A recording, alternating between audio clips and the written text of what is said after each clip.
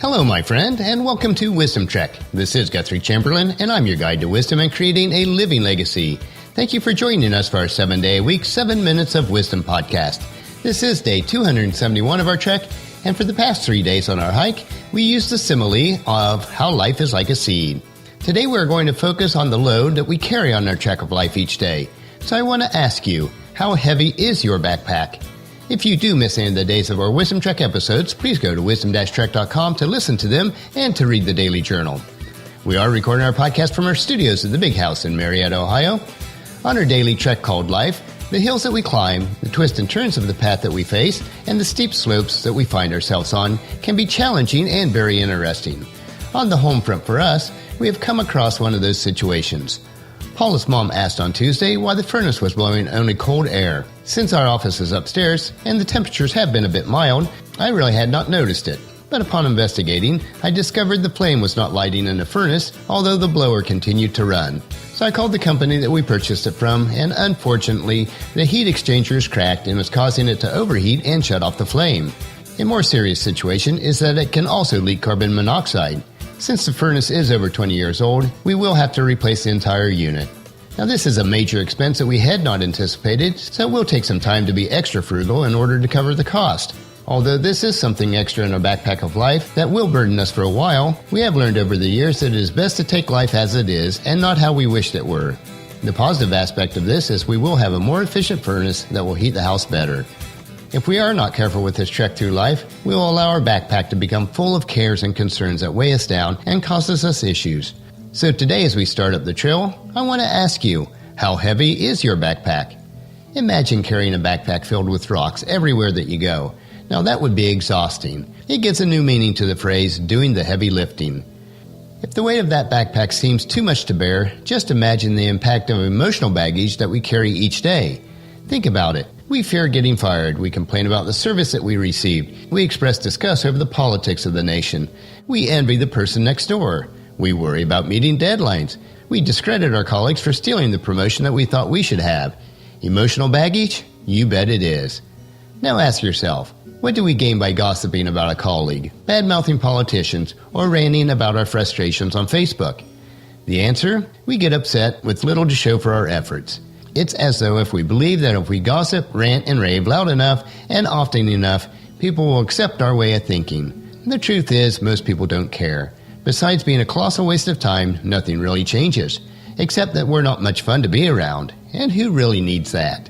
Even when we don't overtly express our negative feelings about worry, prejudice, fear, criticism, guilt, anger, and envy, we play out these dramas in our head like a chess master plotting his next move. These negative thoughts race through our minds like a whirlwind, making us more and more anxious each time we revisit them. In fact, some people get so overwhelmed and depressed that they worry themselves into a frenzy, making it tough to concentrate during the day and causing sleep issues at night. Taking it to the extreme, emotional baggage can be absolutely debilitating if not controlled. In the days gone by, when we had a labor-intensive society, hard work resulted in tired bones and sore muscles by the end of the day. In our information age, though, our bodies tell us that enough is enough by reacting to stress-related ailments ranging from headaches to backaches to anxiety attacks. And over time, these stresses do add up and cause a toll on our bodies. The bottom line is that the emotional tirades are unproductive, unhealthy, and exhausting. They cause us to lose focus, to snap at people that we really care about, and to waste precious time because we're stuck playing these ridiculous mind games. No wonder we're exhausted most of the time. So let's look at taking a load off your mind. Here are some simple suggestions to reduce your emotional baggage masquerading as worry, prejudice, fear, criticism, guilt, envy, and anger. First one is some food for thought. One of the first steps that people take when they're trying to lose weight is writing down the food that they eat each day. It is surprising to see it in writing and represents an important motivator toward changing eating habits. By listing our negative thoughts that cross our minds each day, we can use the same technique to reduce our emotional baggage. The second point is, keep it positive. Cautious thinking isn't always bad.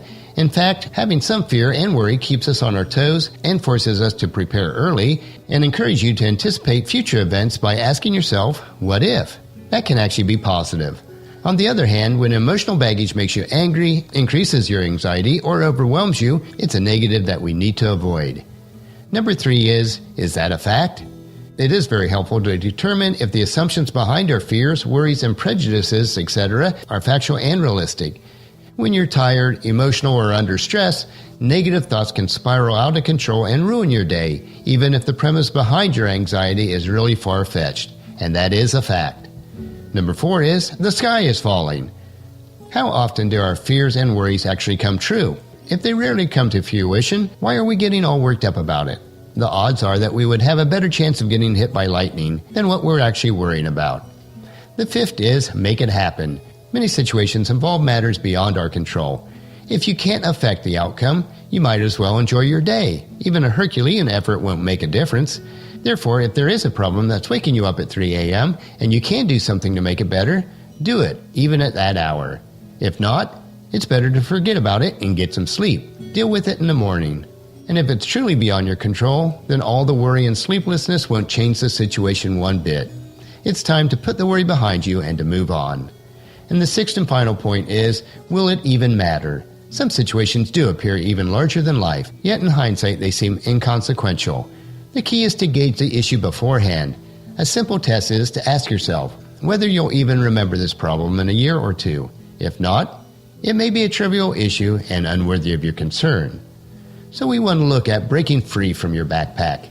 It's unfair to assume that it is easy to unpack your emotional baggage that we've accumulated over a lifetime, but Romans chapter 6 verse 8 tells us, so letting your sinful nature control your mind leads to death, but letting the Spirit control your mind leads to life and peace.